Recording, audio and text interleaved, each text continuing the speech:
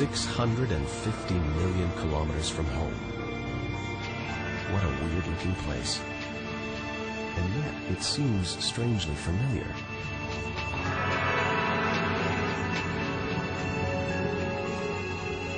It's a bit like the Arctic, with all that ice, all those ridges and cracks. This is another of Jupiter's moons, Europa. And maybe, like the Arctic, this ice is floating on water, liquid water.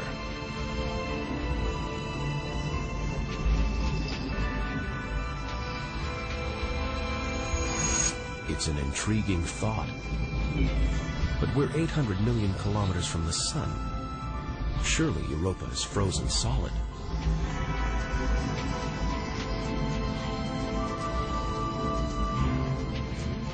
Unless Jupiter's gravity is creating friction deep inside, stopping Europa from freezing solid, allowing life to develop in the waters beneath its frozen crust. We might be meters away from aliens, from a whole ecosystem of microbes, crustaceans, maybe even squid. The only thing between us and the possibility of alien life, this layer of ice. But until we send a spacecraft to drill through the ice, Europa will remain one of the solar system's greatest mysteries.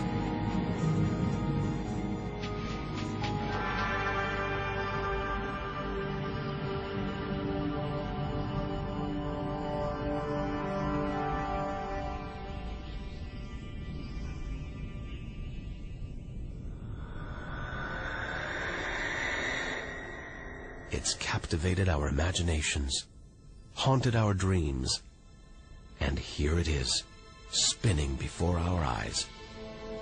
Saturn, the jewel in the solar system's crown. Seeing it makes everything we've experienced worthwhile. There's something magical about Saturn, a giant ball of gas, so light it would float on water. Its spectacular rings would stretch almost from Earth to the Moon, but they're just a few hundred meters deep. The Cassini Orbiter. It's picking up ghostly radio emissions, probably generated by auroras around Saturn's poles. This is the real music of the spheres.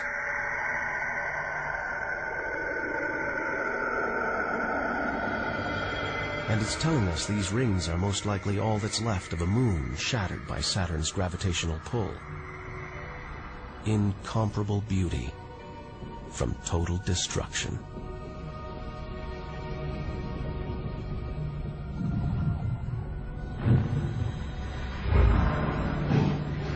Billions of shards of ice, some as small as ice cubes, others the size of houses. They collide, break apart, reassemble. It's like a snapshot of our early solar system, as dust and gas orbited the newly born sun, and gravity worked its magic, pulling the lumps together until, from debris like this, our home emerged.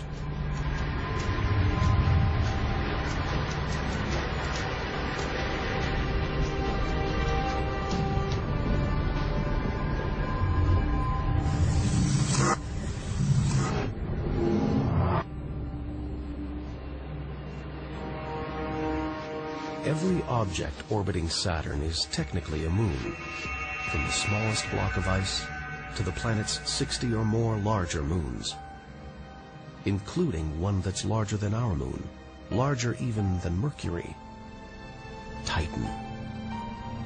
It's wrapped in thick clouds.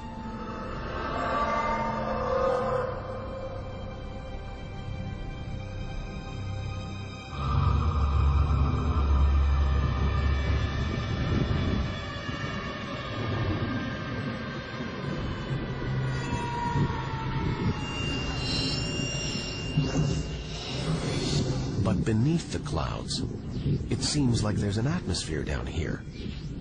There's wind, rain, even seasons. And look at these rivers, lakes, and oceans. It's the most similar place to Earth we've seen so far.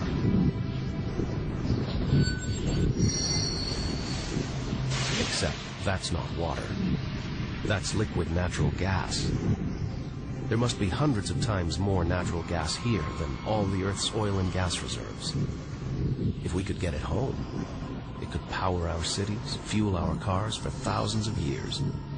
Or maybe, one day, we could use it here to fuel a colony, assuming there isn't life on Titan already. The Huygens space probe, dropped onto Titan's surface from Cassini, is here to find out. It's telling us there are organic materials in the soil, but it's so cold, minus 180 degrees. There's no way these could come together to form life, unless Titan warms up. The sun is predicted to get hotter. When it does, maybe life will spring up here, just like it did on Earth billions of years ago. As the Earth gets too hot for us, maybe we'll move to Titan. One day, we might call this distant moon home.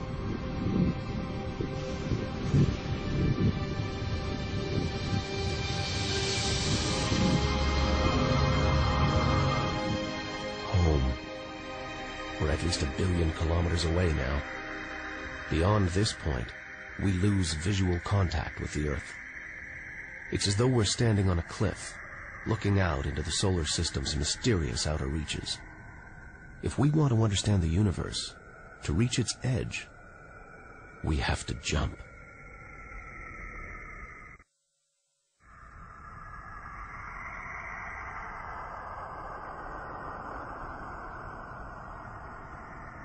Unseen from Earth, unknown for most of history, we're in the solar system's outer reaches. It's like diving down into the deep ocean.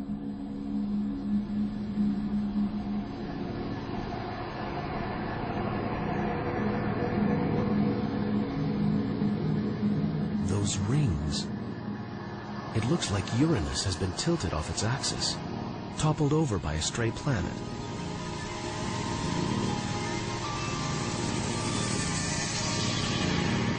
It's eerie out here.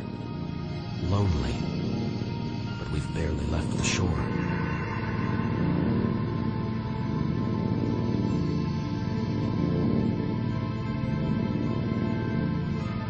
Shrink the Earth down to the size of a pea. We've traveled less than 2 kilometers. But to reach the edge of the solar system, we've got to travel another 20,000 kilometers.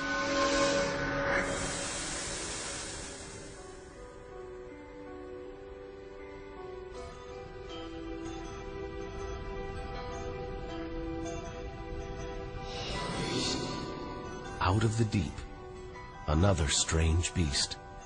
The god of the sea, Neptune. From a distance, it looks peaceful. But look at that spot. It's a vast storm the size of Earth, whipped up by savage 1,500-kilometer-an-hour winds. Back home, it's the sun that drives the wind, but Neptune's too far away. Something else must be creating these ferocious winds, but nobody knows what.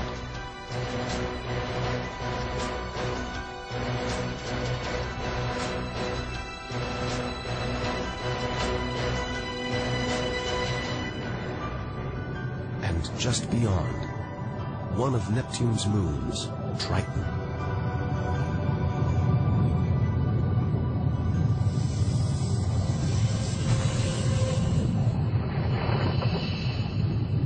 Just look at these geysers. Cosmic chimneys pumping out strange soot.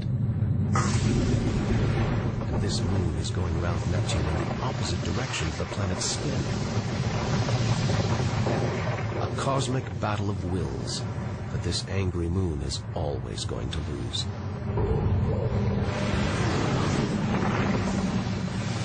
Neptune's massive gravity is pulling on Triton, slowing it down, reeling it in. One day, it'll be ripped apart by the god of the sea.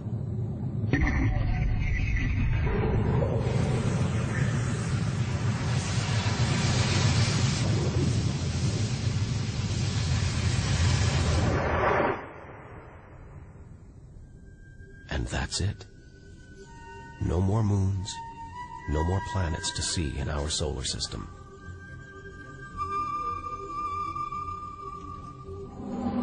But look at all this. It's not empty. It's teeming with frozen rocks, icy spheres. Like Pluto. Until recently, it seemed Pluto was alone. Beyond it, nothing. We were wrong. More frozen worlds. Discoveries so new nobody can agree